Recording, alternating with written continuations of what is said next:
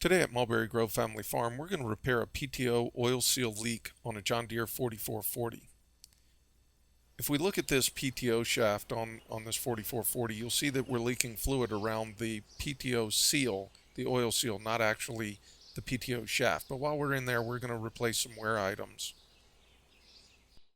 The parts we'll be replacing today are spring washer, speedy sleeve, oil seal, gasket, snap ring, and O-ring.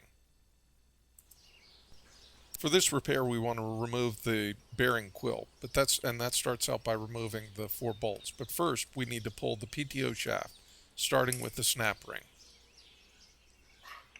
Then we pull the PTO shaft.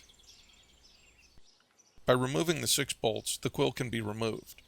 If your tractor didn't have the fluid removed from the rear or tilted downhill, a large amount of fluid will come out. We'll remove the 540 gear and the thrust washer and set them aside while we work on the quill.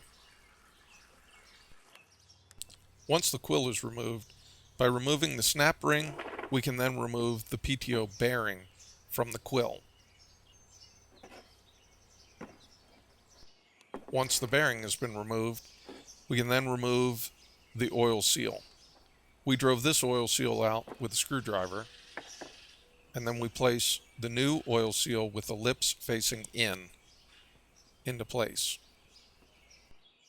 Wear on the PTO bearing was probably causing the oil leak on this tractor. A speedy sleeve is used to repair this wear. Speedy sleeve is placed over the neck, then a cap that comes with the speedy sleeve is placed over the speedy sleeve, and then the speedy sleeve is driven onto the bearing. Once the speedy sleeve has been installed, the PTO bearing is reinstalled along with the snap ring.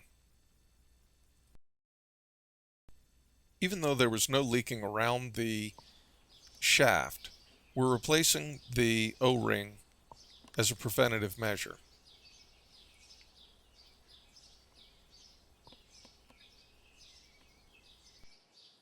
Once the quill is put back together, the gasket is cleaned off.